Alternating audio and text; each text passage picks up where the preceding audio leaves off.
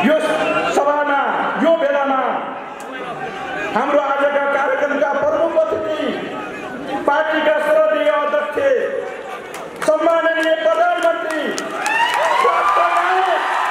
राष्ट्रिय स्वाधीनताका नायक राष्ट्रियताका नायक विकास र समृद्धिका नायक सम्माननीय प्रधानमन्त्री केपी शर्मा ओलीले आउनु भएको छ। उहाँलाई प्रमुख अतिथिको रूपमा आसन गर्नको लागि हार्दिक अनुरोध चाहन्छु।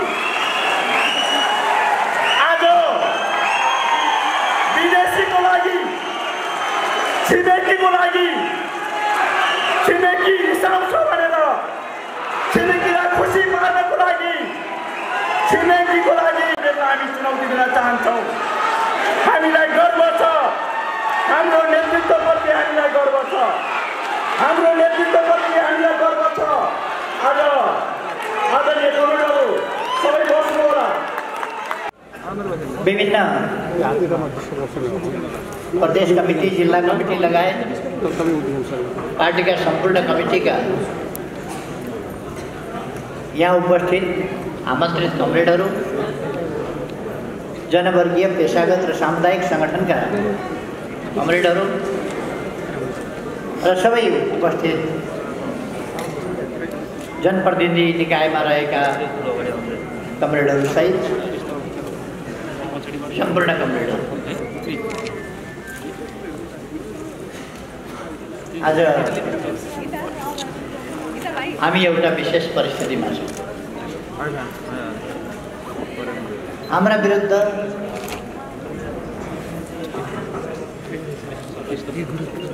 एउटा गम्भीर षड्यन्त्र चलिरहेको छ। विभिन्न शक्तिहरू, देशभित्रका, देशबाहिर विभिन्न शक्तिहरू हाम्रा विरुद्ध क्रियाशील छन्। किन हाम्रो विरुद्ध क्रियाशील छन्? किन हाम्रा विरुद्ध क्रियाशील हुनु पर्यो? हाम्रो पार्टीका विरुद्ध यस्तो षड्यन्त्र किन गर्नु पर्यो? हाम्रा विरुद्ध यति हमला किन गर्नु पर्यो? किनभने हामी राष्ट्रलाई साँच्चै नै सार्वभौम सत्ता सम्पन्न राष्ट्रको रूपमा, सार्वभौम समानताको हैसियतमा विश्व सामु उभ्याउन चाहन्छौँ।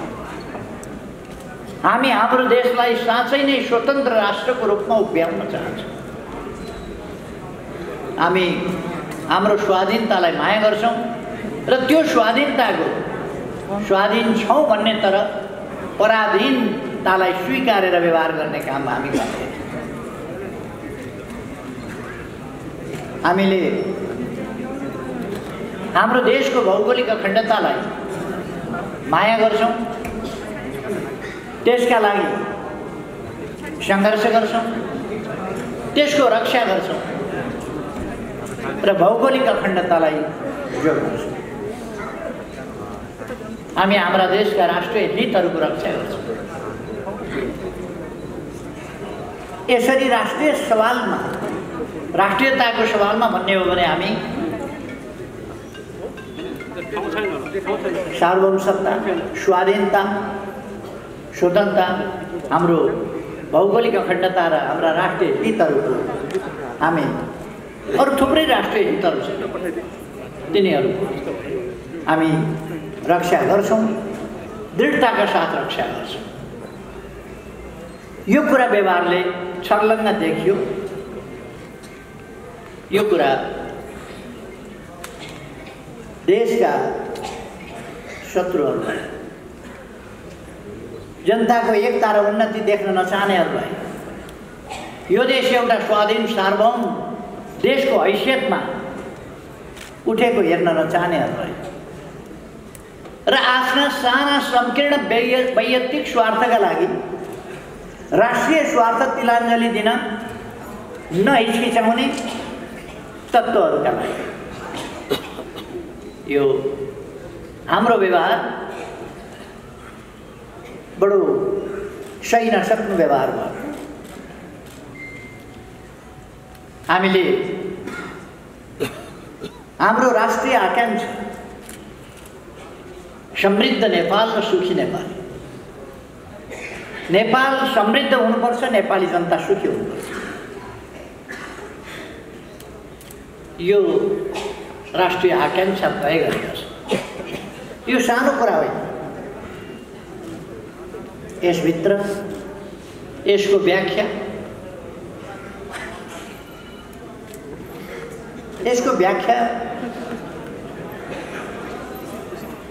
एउटा डिजिटल पोइन्टमा सानो पोइन्ट मात्रै देखिन्छ, तर त्यसलाई इन्लार्ज गर्दै जाँदा खोल्दै जाँदा त्यसमा धेरै ठुलो शास्त्र, धेरै ठुलो व्याख्याहरू त्यसभित्र अटेको हुन्छ। हाम्रो समृद्ध नेपाल सुखी नेपालीको राष्ट्रिय आकांक्षाभित्र, यो यसको सूत्रीकरणभित्र सिँगै राष्ट्रिय आकांक्षा, आम जनताको आकांक्षा, हाम्रो देशको आकांक्षा यसभित्र समेटिएको छ। यसका तमाम पक्षहरू, विभिन्न पक्षहरू यसभित्र समेटिएका छन्। तसर्थ यो आकांक्षा कतिलाई मन परेको छैन। यसलाई हामीले आकांक्षाको रूपमा, एउटा काल्पनिक आकांक्षाको रूपमा मात्रै राखेका छैनौँ। यसलाई सम्पन्न गरी छोड्ने सङ्कल्प पनि लिएका छौँ। यो प्राप्त गरी छोड्ने, यो राष्ट्रिय आकांक्षा प्राप्त गरी छोड्ने, त्यो पनि लिएका छौँ। त्यो सङ्कल्प लिएका छौँ। त्यो सङ्कल्प लिएर हामी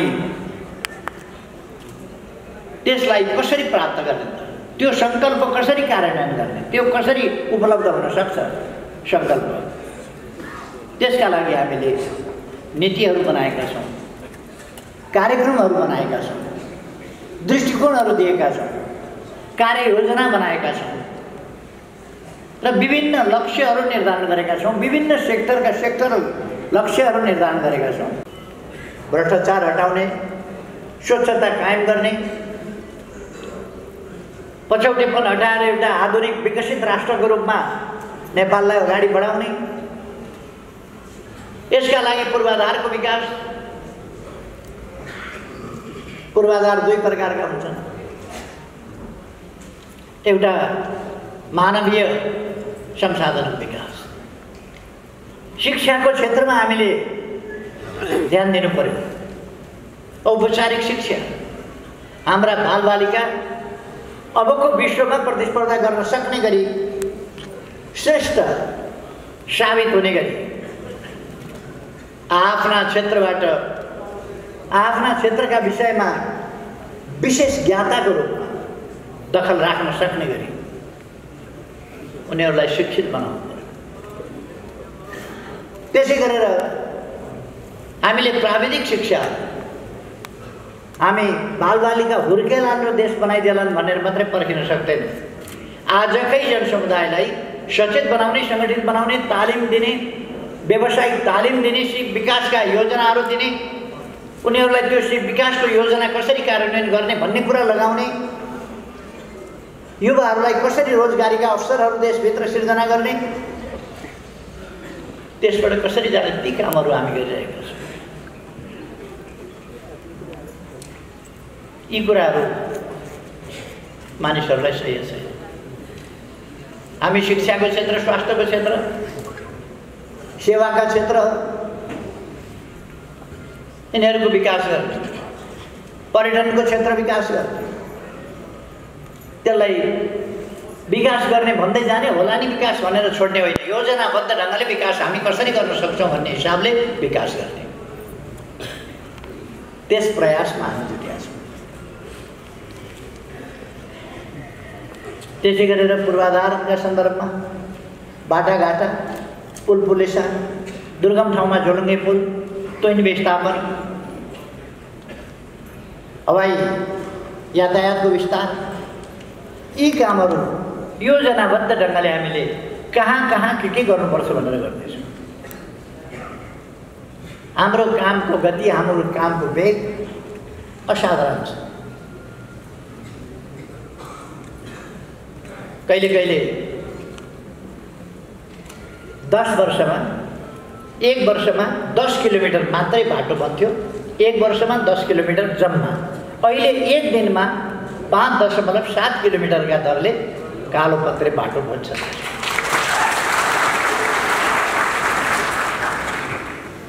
यो कति गुणा हुन्छ तपाईहरु विचार गर्न सक्नुहुन्छ। 5.7 किलोमिटर डबल लेन, 4 लेन वा 6 लेनका बाटाहरू कालोपत्र भइरहेका छन्। त्यतिका दरले वर्षमा 10 किलोमिटर बाटो बन्थ्यो, कहिले कहिले यस्तै छ। अहिले त्यो रफ्तारमा कुन रफ्तार छ? हिजोको मात्रै एउटा मेरो कार्यतालिका तपाईहरुलाई बताइदिएँ। 5वटा पुल निर्माण भइसकेका, 5वटा पुल मैले सडक पुलहरू, लामा लामा पुलहरू 5वटा पुल उद्घाटन गरेँ हिजो। मैले मात्रै एकजनाले एक ठाउँमा एउटा जिल्लामा मात्रै गरेको 5वटा पुल, र त्यो पनि एउटा मात्रै निर्वाचन क्षेत्रमा, अरूमा जाने भ्याज। र 31वटा पुल शिलान्यास गरेँ हिजो मात्रै। सडक पुलहरू 31वटा शिलान्यास गरेँ।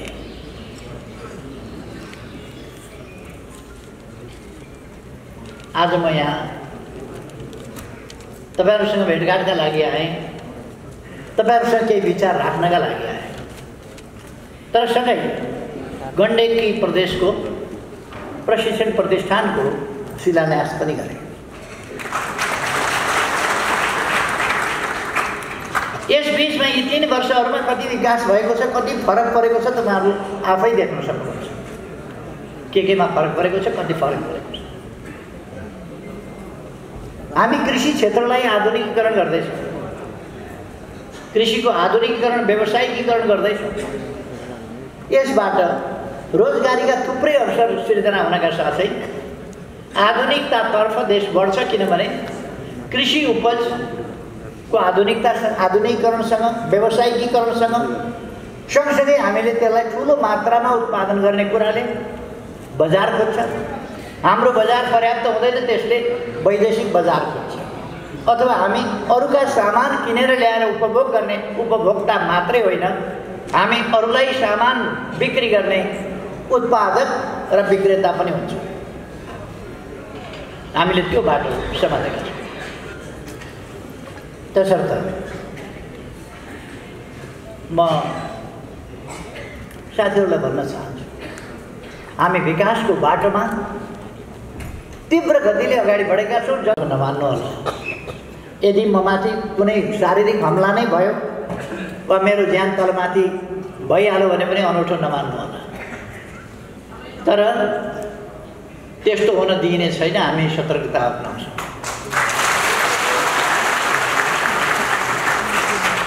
म रहेन भने पनि केही छैन, आन्दोलन छ, पार्टी छ, आन्दोलन छ। यस आन्दोलनले प्रतिक्रियावादी तत्त्व र तिनका हतियारहरूसँग घुँडा टेक्नु हुँदैन। देशको भविष्य अन्धकारमा जान दिनु हुँदैन। देश बनाउने पार्टीको भविष्य अन्धकारमा जान दिनु हुँदैन। यस पार्टीलाई तलमाथि पर्न दिनु हुँदैन। केहीले तपाईहरु सबै छोडिदिनुहोस् न, अनिखेरि पार्टी एकता हुन्छ। तपाईहरु छोडिदिनुहोस्, पद छोडिदिनुहोस्, जिम्मेवारी छोडिदिनुहोस्, प्रदेश कमिटीमा हुनुहुन्छ भने छोडिदिनुहोस्, हामी बस्छौँ, एकता हुन्छ। किनभने त्यसो भएपछि हामीले देशलाई बडखालामा लगेर हाल्न पाउँछौँ भन्ने उनीहरूको कुरा हो। त्यो कुरामा तपाईहरु थल्मलिनु हुँदैन साथीहरू। र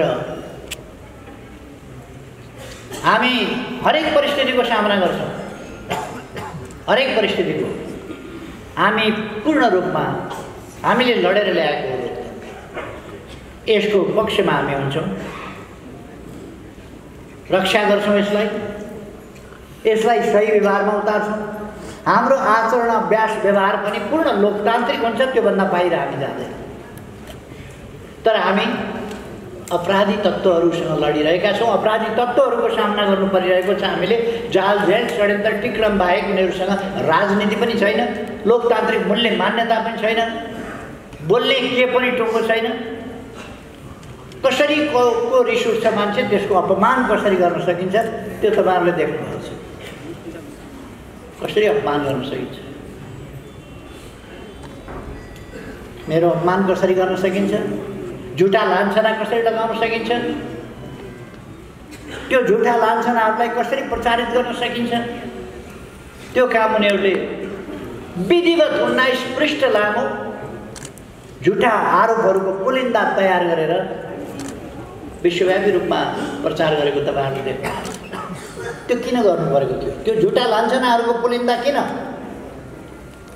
म एउटा व्यक्ति हुँ, तर मसँग मात्रै सम्बन्धित छैन, यो हाम्रो आन्दोलनलाई समाप्त पार्ने, पार्टी समाप्त पार्ने कुरासँग सम्बन्धित छ। त्यसकारण म कमरेडहरूलाई भन्न चाहन्छु, कुनै अलमल नगर्नु। हामीले सही बाटो लिएका छौँ। आन्दोलनमा उतार चढावहरू हुन्छन्, आन्दोलनले शुद्धिकरण खोज्छ कहिले कहिले, शुद्धिकरण र सुदृढीकरण आजको आवश्यकता। हाम्रा आफ्नै पनि आनी बानीहरूमा, व्यवहारहरूमा गुणात्मक ढङ्गले सकारात्मक परिवर्तन आउन जरुरी छ। म कमरेडहरूलाई भन्न चाहन्छु, हामी जब गम्भीर लडाइँ लड्दैछौँ, ठुलो लडाइँ लड्दैछौँ, यत्रो राष्ट्र निर्माणको, राष्ट्रलाई विकसित बनाउने, सुदृढ बनाउने यो सङ्कल्पका साथ अगाडि बढ्दैछौँ, त्यो प्रतिबद्धताका साथ अगाडि बढ्दैछौँ भने हामीले त्यसमा केन्द्रित भएर आफ्ना सानातिना स्वार्थहरू, आफ्ना सानातिना आपसी मतभेदहरू, यस्ता कुराहरूमा अल्झिनै हुँदैन। हाम्रो बोली वचन अनुसरणीय हुनुपर्दछ। अरूले हाम्रो बोली वचनबाट शिक्षा ल्याउनु, प्रेरणा ल्याउनु, त्यस प्रकारको हुनुपर्दछ। आफ्नै साथीहरूसँग हामीले अत्यन्तै आत्मीयताका साथ, स्नेहपूर्वक, प्रेमपूर्वक सही कुरा बुझाउने गर्नुपर्छ। हाम्रा आचरण अरूले अनुसरण गर्ने खालका राम्रा आचरण हुनुपर्छ, पवित्र आचरण हुनुपर्दछ। हाम्रा आचरणमा खोट मान्छेले देख्यो भने हामीलाई किन पछ्याउँछ? हाम्रो आचरणमा खोट हुनु हुँदैन, हाम्रो व्यवहारमा खोट हुनु हुँदैन, हाम्रो बोली वचनमा खोट हुनु हुँदैन।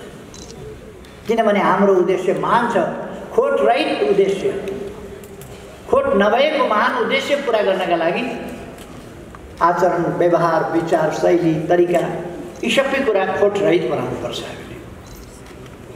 म कमरेडहरूलाई यसमा ध्यानाकर्षण गर्न चाहन्छु। यिनै सब कारणहरू हाम्रा विरुद्ध आएका छन्। म तपाईँहरूको जागरणलाई, तपाईँहरूको चेतनालाई धन्यवाद भन्न चाहन्छु, सलाम भन्न चाहन्छु। यत्रो हमला भइरहेको छ, देशी विदेशी शक्तिहरू लागेका छन्, अनेक ठाउँबाट प्रहार भएको छ, तर पनि पार्टी कार्यकर्ताहरूमा विचलन छैन, निराशा छैन, अलमल छैन। बिल्कुल स्पष्टताका साथ तपाईँहरू अगाडि बढ्नु, कुनै अन्यल छैन, दुविधा छैन, के होला, हो कि होइन, हुन्छ हुँदैन, कता जाने, कसो गर्ने, यो कुनै दुविधा छैन। पार्टी ठिक ढङ्गले अगाडि बढिरहेको छ, बढ्छ। उनीहरूले भनिरहेका छन् हामीसँग केन्द्रीय कमिटीको बहुमत छ। त्यो बहुमत त मैले नै दिएको बहुमत हो, एकता गर्न, एकताका लागि भनेर दिएको।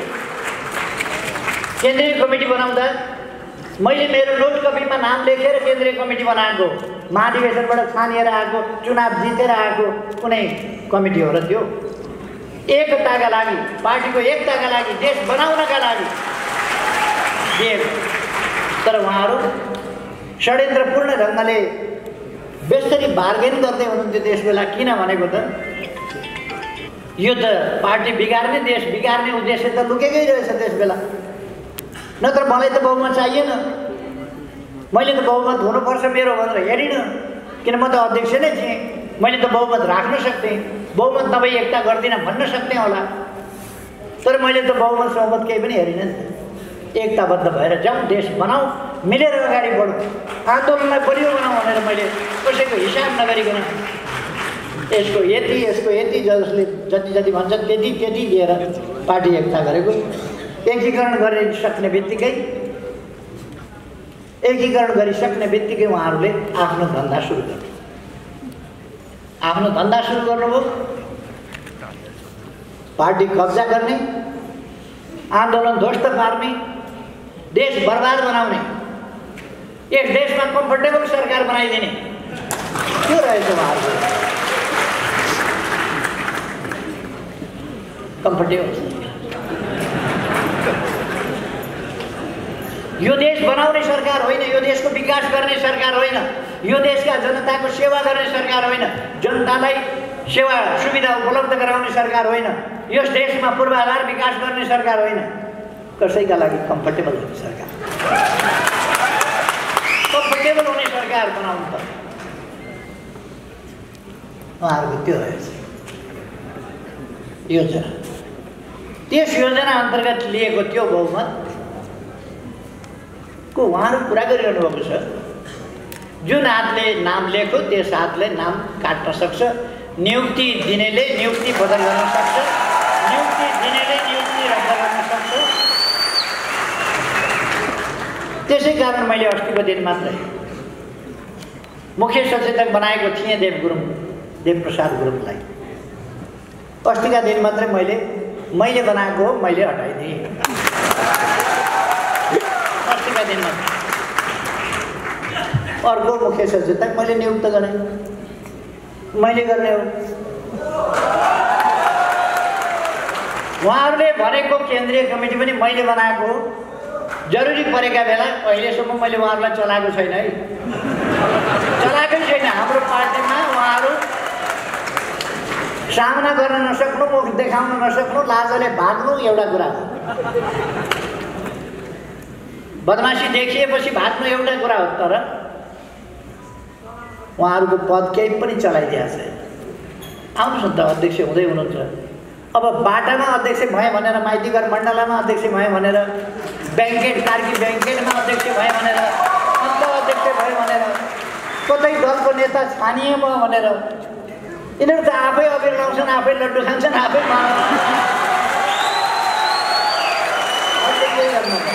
आफै गर्छ। मैले सुनेको आफै एकजना अध्यक्ष छानिए अरे, अर्को दलको नेता छानिए अरे, घोषणा गरे, लड्डु खुवायो, मिठाई खुवायो, अबिर लगाइदियो, नारा लगायो, पुष्पगुच्छ साटासाट गरो, अङ्कमाल साटासाट गरो। आन्दोलन विधि पद्धति प्रक्रिया कति सुन्नुभयो तपाईँ?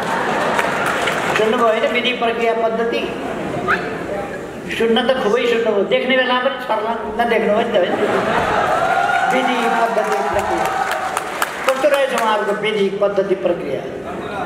अध्यक्ष छान्ने विधि पद्धति प्रक्रिया कहाँ रहेछ? दलको नेता छान्ने कहाँ रहेछ विधि पद्धति प्रक्रिया? पार्टी फोडेर हिँड्ने कहाँ रहेछ विधि पद्धति प्रक्रिया? केन्द्रीय कमिटीको बैठक बोलाएका ठाउँमा उहाँहरू किन आउनु भएन? किन भागेर हिँड्नु? किन आउनु भएन? बैठक बोलाएका ठाउँमा नआएर उहाँहरूले भन्नुभएछ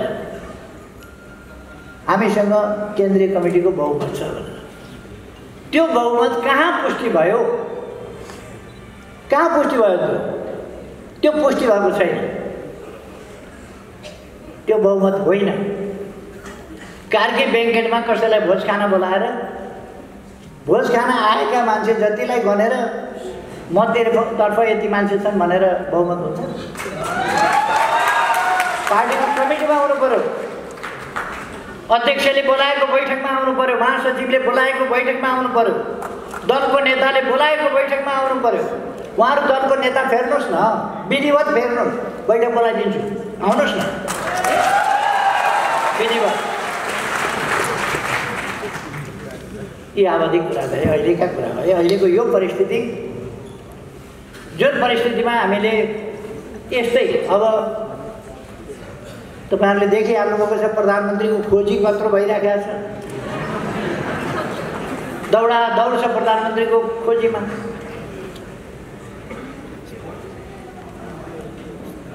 कोही गीत गाउँछन्, दिए खान्थे मायाको दाहिने हातैले भन्ने।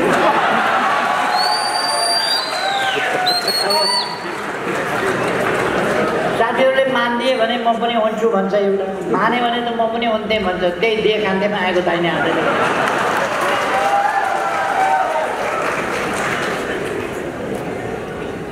दिए खान्थे म पनि भनेको छु। त्यसको एउटा विधि पद्धति छ, प्रक्रिया छ, संसदीय अभ्यास छ, संविधान छ, कानुन छ, नियमावली छ। त्यस अन्तर्गत आउनुहोस् न भन्नुहोस्। यदि उहाँहरू अपराधै गर्न सफल हुनुभयो भने पनि विधि प्रक्रियाबाट आउनुहोस्, हामी मान्छौँ। मानेर केही बिग्रिँदैन। 1.5 वर्षसम्म हामी प्रतिपक्षमा बसौँ।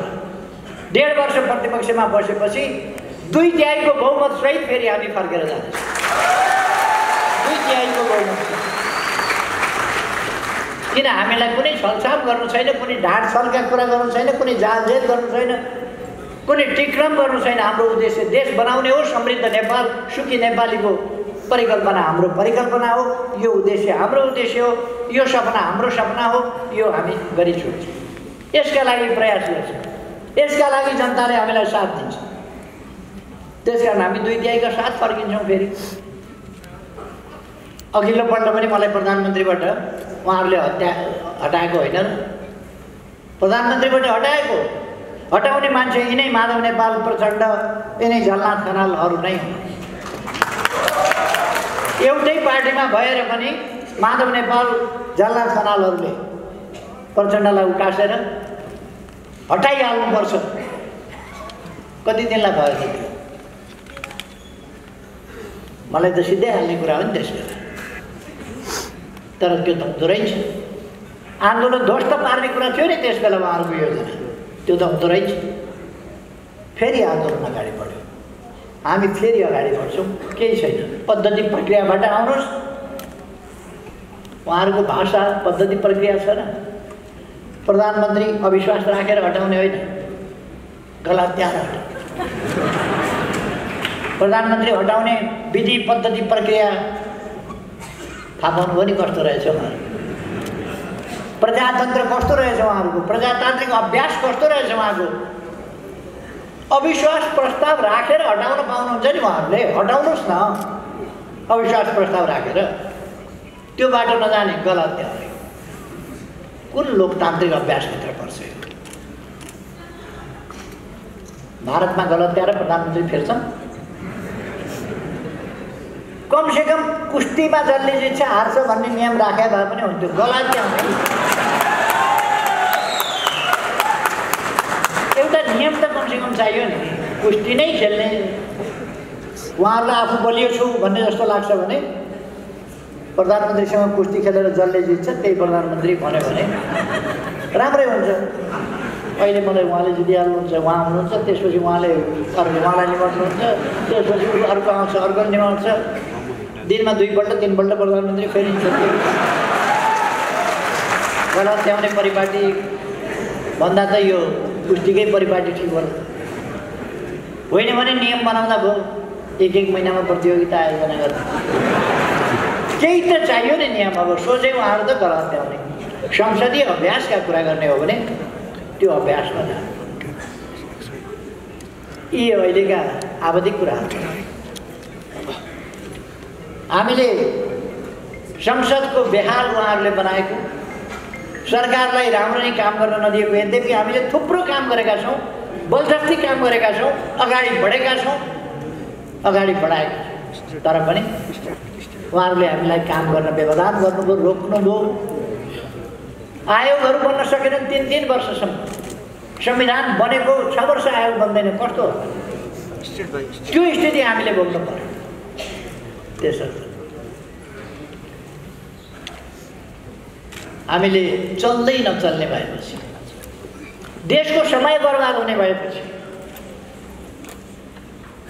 प्रतिनिधि सभा विघटन गर्न सिफारिस गर्यो। विघटन भयो। त्यसले निर्वाचनको बाटो देशले लिइसकेका थियो।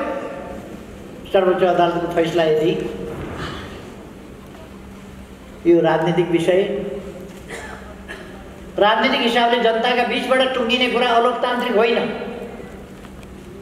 जनताले फैसला गर्ने कुरा, सार्वभौम सत्ता सम्पन्न जनताले फैसला गर्ने कुरा, जनताको जनादेशबाट देश चल्ने कुरा, आवधिक निर्वाचनको कुरा र संविधानका विभिन्न धारा 76 को साथ धारा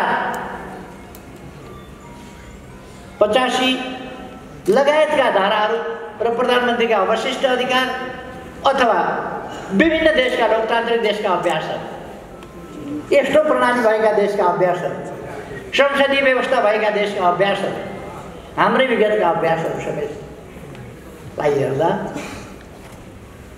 चुनाव भएको भए अहिलेसम्म देश चुनावको एउटा गतिमा गइसक्यो।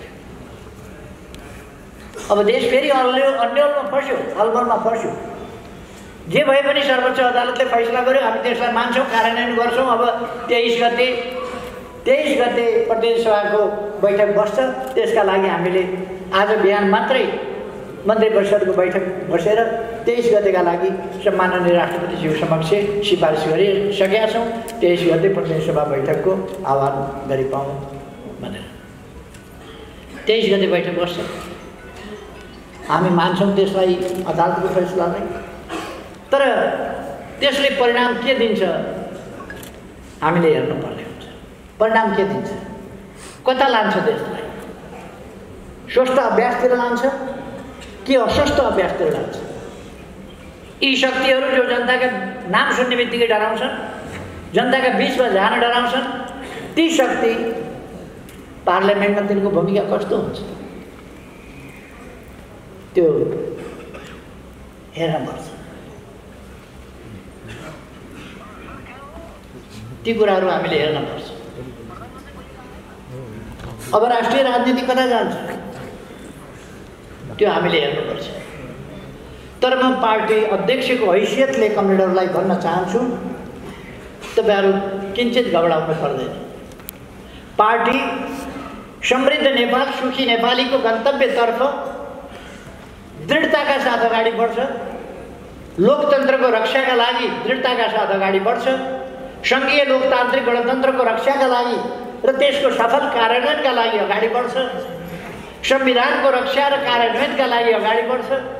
होला समयानुकूल ढङ्गले संविधानमा कहिले कहिले परिमार्जन संशोधन गर्नु पर्ला, तर आधारभूत रूपमा लोकतान्त्रिक मूल्य मान्यताहरू जो स्थापित भएका छन् त्यसको रक्षा गर्दै हामी अगाडि बढ्छौँ। हामी कुनै मुद्दा जितेर आएको पार्टी पनि होइनौँ, मुद्दा जितेर आएको लिडरसिप पनि होइनौँ, मुद्दा जितेर कुनै पद प्राप्त गरेका पनि होइनौँ। हामीले जनताको अभिमतबाट, जनताको बलबाट देशलाई अगाडि बढाएका छौँ। यो प्रजातन्त्र ल्याएका छौँ, लोकतन्त्र ल्याएका छौँ, अगाडि बढाइराखेका छौँ यो जनताको बलमा। त्यसकारण जनता सबभन्दा बलशाली हुन्छ, शक्तिशाली हुन्छ। हामी देशलाई अलोकतान्त्रिक बाटोमा जान, जथाभावी जान दिँदैनौँ। हामी त्यो सामर्थ्य राख्छौँ। त्यसकारण हामी लोकतान्त्रिक अभ्यास मार्फत, सही लोकतान्त्रिक अभ्यास मार्फत लोकतन्त्रको रक्षा र विकास गर्दै अगाडि बढ्छौँ। यसमा कमरेडहरू ढुक्क हुनुभयो हुन्छ। हामी तपाईँहरू के ढुक्क हुनुहोस् भने हामी एकदम कुनै आलो खाँचो ढङ्गले तत्काल बनेको लिडरसिप होइन पार्टी। यो लामो इतिहास, विभिन्न प्रकारका अनुभव, भूमिगत जीवनका सङ्घर्षका अनुभवहरू, विभिन्न प्रकारका अनुभवहरू, जेलका अनुभवहरू, अनेक अनुभवहरू सँगालेर आएको, प्रतिपक्षमा बसेको, सडकमा आन्दोलन गरेको, विभिन्न ढङ्गले आन्दोलनहरू गरेको, भूमिगत बसेको, निर्वाचनमा बसेको, सडकमा बसेर व्यवस्थाका विरुद्धमा जति बेला तानाशाही छ त्यसका विरुद्ध लडाइँ गरेको अनुभव पनि छ। हारेर जेलमा बसेको, लुकेर बसेको अनुभव पनि छ।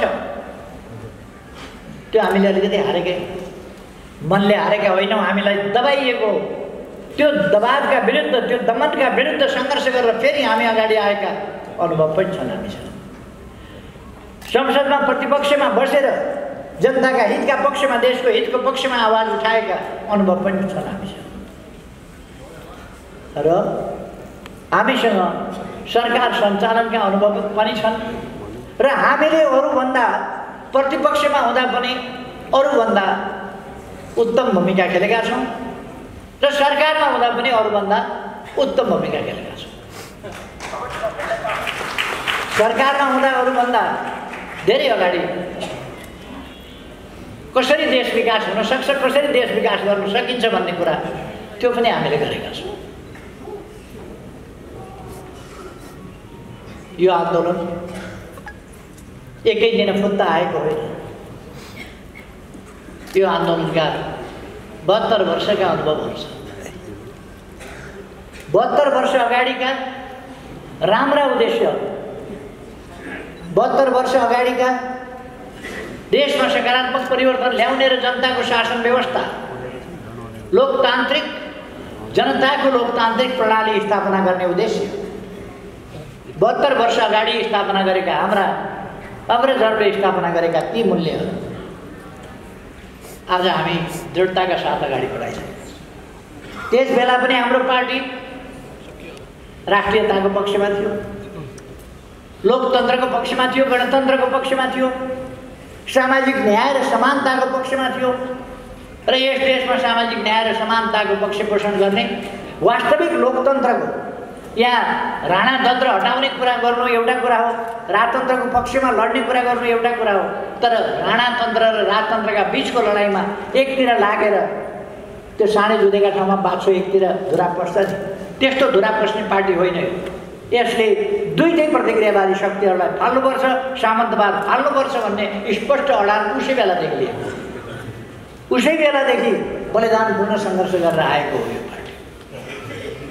यसले विभिन्न षड्यन्त्रहरूको सामना गर्नु पर्यो, विभाजनको सामना गर्नु पर्यो, टुटफुटको सामना गर्नु पर्यो, तर ती टुटफुट ससाना चोइटाहरू हुँदा, साना साना चोइटाहरूमा पार्टी बाँडिँदा त्यस ठाउँबाट फेरि चोइटाहरू जोड्ने, नयाँ पार्टी बनाउने, नयाँ पार्टी निर्माण गर्ने र अलग अलग भएका चोइटाहरू पनि जोड्दै लिएर आउने र यो ठाउँमा पुर्याउने सम्मको अनुभव हामीसँग छ। 50 वर्ष अगाडि टुक्रा टुक्रामा आन्दोलन बाँडिएको बेला, पार्टी बाँडिएको बेला युवा अवस्थामा हामीले नयाँ पार्टीको निर्माण सुरु गरेका थियौँ र एकीकरणको अभियान पनि सुरु गरेका थियौँ। नयाँ र सही जुझारु विचारका साथ अगाडि बढ्ने नीति लिएका थियौँ, पार्टी विस्तारको नीति लिएका थियौँ र एकता एकीकरण पनि गर्दै जाने नीति लिएका थियौँ। देशमा आमूल परिवर्तन ल्याउनुपर्छ, त्यसका लागि कम्युनिस्ट पार्टी मजबुत हुनुपर्छ, राष्ट्रव्यापी हुनुपर्छ, हामीले त्यसै बेला बुझेको कुरा। त्यसकारण हामी पार्टीलाई राष्ट्रव्यापी बनाउन दलतमाथि प्रतिबन्ध थियो, भूमिगत हिसाबले सुरु गर्यो। 32 सालमा भूमिगत भएको कामरेश्वर पोखरेल यही हुनुहुन्छ। म अलिक 27 सालदेखि भूमिगत भएको थिएँ, 25 सालबाट होल टाइमर भएको थिएँ। यी लामो अनुभव हामीसँग छन्। अरू साथीहरू पनि लामो लामो समयदेखि आन्दोलनमा सरिक हुनुहुन्छ, विभिन्न आन्दोलनहरूको नेतृत्व गर्दै अगाडि बढ्नुभएको छ, अनुभवी साथीहरू। त्यसकारण हामीसँग अनुभवी नेतृत्वको पङ्क्ति छ एउटा, इतिहासमा खारिएको, इतिहासको अग्नि परीक्षामा खारिएको नेतृत्व पङ्क्ति छ। त्यसकारण कमरेडहरू निराश हुनुपर्ने कुनै कारण छैन। यी मान्छेहरू एकता एकीकरणको प्रक्रियाबाट मैले माधव नेपालसँग, ईश्वर कमरेड यहीँ हुनुहुन्छ, माधव नेपाललाई भेटेर 2029 साल चैतमा भेटेर उनको डेरामा सेल्टर लिएर 30 सालको आधा वर्षसम्म लगातार सम्झिएर तपाईँ पोलिटिक्समा लाग्नु पर्यो भनेर उहाँसँगै 32 साल 1-2 महिना अगाडि होला भन्दा केही समय हो। 32 सालबाट माधव नेपाल पनि भूमिगत हुनुभयो। तर माधव नेपाल त्यस बेला अहिलेको जस्तो खराब हुनुहुन्न थियो। अहिले उहाँको ध्यान उहाँको ध्यान अहिले अर्जुन दृष्टि भन्छ नि,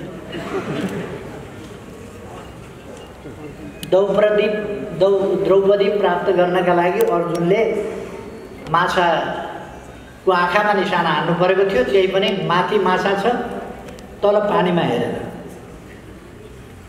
जता हेरेर भए पनि तल पानीतिर हेरोस् कि सड्कीतिर हेरोस् कि देब्रेतिर हेरोस् कि अगाडितिर हेरोस् कि जता हेरे पनि माधव नेपालको ध्यान अध्यक्ष र प्रधान।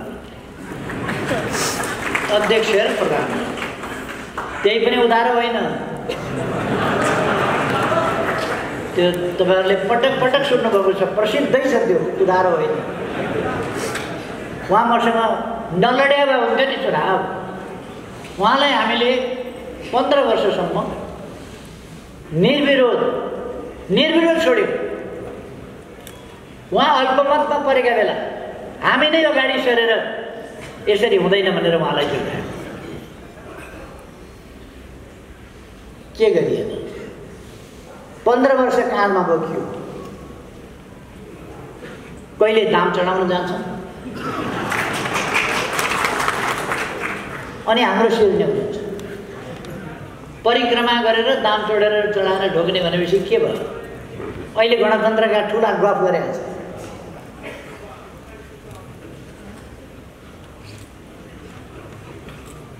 प्रचण्डको दरबारसँगको साँठगाँठको कहानी मैले अहिले भन्न भ्याउँदैन।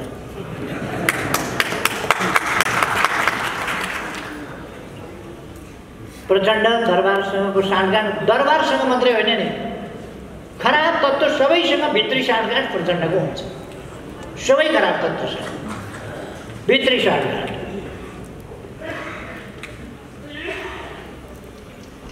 म माधव नेपालको चर्चा गर्दै त्यस बेला यस्तो खराब होइन।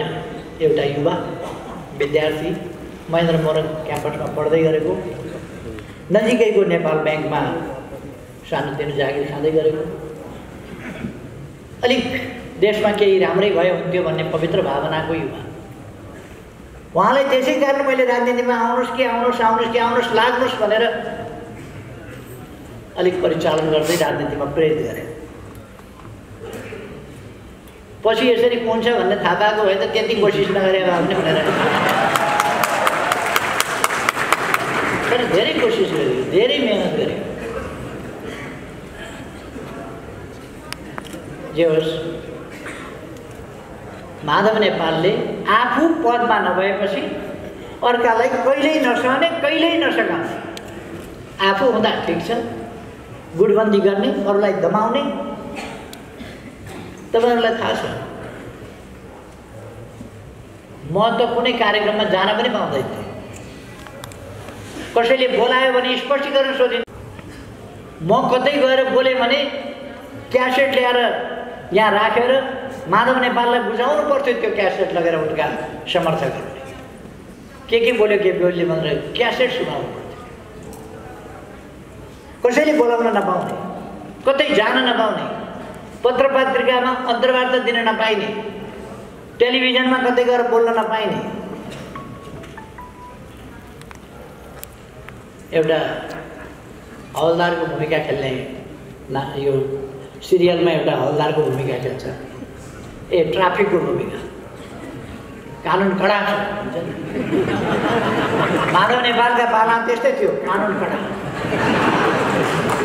कतै जान नपाइने, कसैले बोलाउन नपाउने, कहीँ जान नपाउने, कतै बोल्न नपाइने।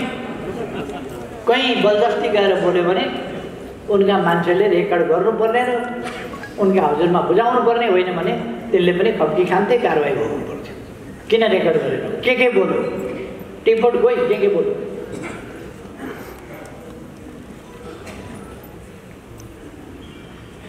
फेरि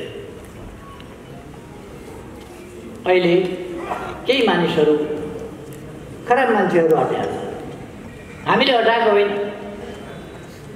आफै हटाएर। ती केही खराब मान्छेहरू हट्दा अरू केही मान्छेहरूलाई डर, त्रास, प्रलोभन, धोका अनेक चिज दिएका छन्। म हाम्रा साथीहरूलाई आग्रह गर्न चाहन्छु, भ्रममा नपर्नुहोस्, धोकामा नपर्नुहोस्। डराउनु पर्ने केही आवश्यकता छैन, त्रासमा पर्नुपर्ने केही आवश्यकता छैन। उनीहरूले दिएका भ्रम, डर, त्रास, धोका केहीमा पनि नपर्नुहोस्।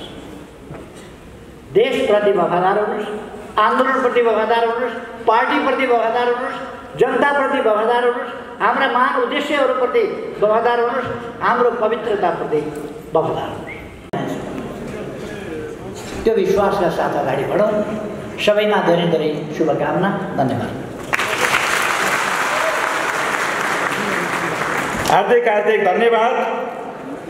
सत्यसँग कहिले नलड्ने, शक्तिसँग कहिले नझुक्ने, नेपाली जनताका मुटुको ढुकढुकी, आशा र भरोसाका केन्द्र, सम्माननीय प्रधानमन्त्री एवं पार्टीका सत्य अध्यक्ष, जनताको पक्षमा, देश र जनताको पक्षमा प्रधानमन्त्रीज्यूले चाल्नुभएको कदमलाई हामीले स्वागत गर्दै अहिलेको राजनीतिक घटनाक्रमलाई